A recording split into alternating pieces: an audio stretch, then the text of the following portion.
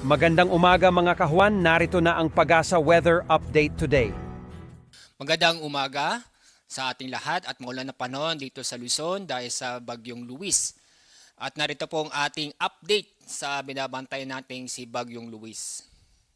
Inyong papansin na maulap na kalangitan at may mga pag-ulan sa malaking bahagi ng Luzon dahil sa Bagyong Luis. Si Bagyong Luis ay malapit po sa bandang east ng Central Luzon. Kasalukuyan nasa layo itong 130 kilometers east-southeast ng Kasiguran, Aurora. Napanatili ang lakas ng hangin ng bagyong ito na umaabot pa rin sa 55 kilometers per hour.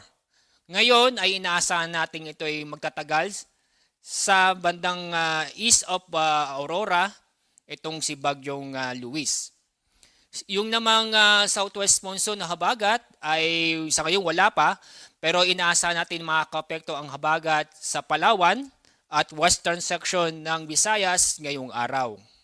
Samantala yung si Bagyong Dolphin, inyong papansin napakalayo ito sa ating bansa kaya walang direktang epekto sa ating panahon ngayon.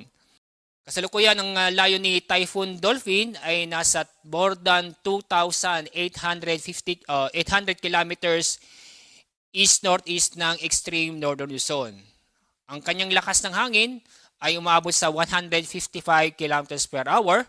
Inaasahan nitong kikilos west-northwestward o generally westward sa bilis na 25 kilometers per hour.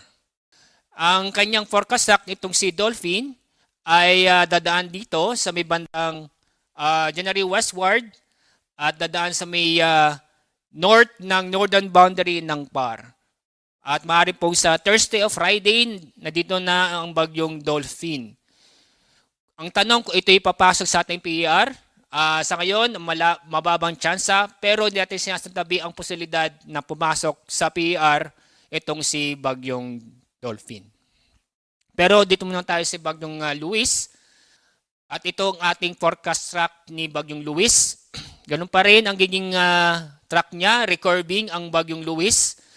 Pagdating ng Miyerkules, inaasahan natin na magiging low pressure area. Sabihin hihina ang bagyo at magiging low pressure area pagdating ng Miyerkules, August 5.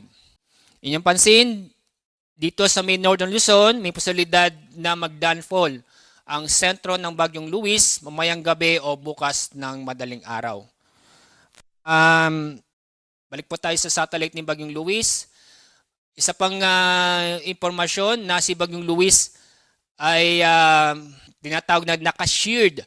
Sabihin ay yung upper part ng bagyo ay nasa bandang kalupaan na, pero yung lower part ng Bagyong Luis ay nandito.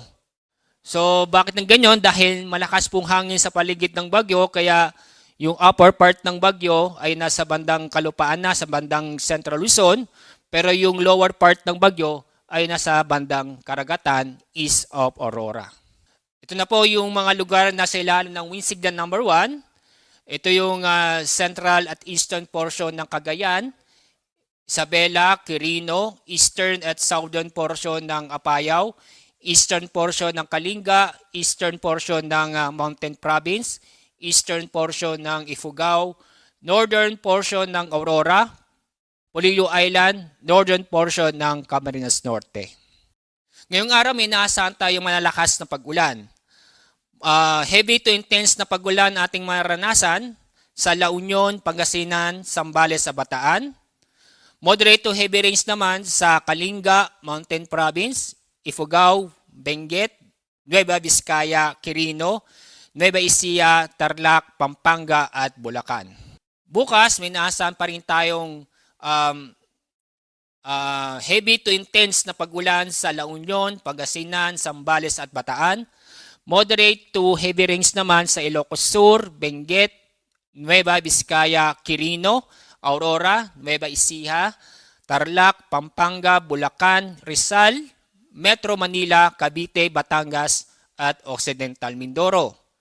Sa araw ng Miyerkules, August 5, binasang pa rin heavy to intense na pag-ulan sa Zambales, Bataan at Occidental Mindoro. Moderate to heavy rains naman sa La Union, Benguet, Pangasinan, Nueva Ecija, Tarlac, Pampanga, Bulacan, Rizal, Metro Manila, Cavite, Laguna at Batangas. Kaya sa mga kababayan po natin sa mga nabanggit ng lugar, mula ngayon hanggang Miyerkules may nasang malalakas ng pag-ulan. Mag-ingat po tayo at maging alerto dahil sa posibilidad na magkaroon ng pagbaha o pagguho ng lupa. Sa ibang lugar na kung saan ay walang direktang epek ng bagyo, ay makakaranas ng malalakas ng hangin ngayon at bukas sa malaking bahagi ng Luzon at Visayas, Lanao del Norte, Misamis Occidental, Camiguin, Surigao del Norte, Dinagat Islands, Sarangani, Davao Occidental at Davao Oriental.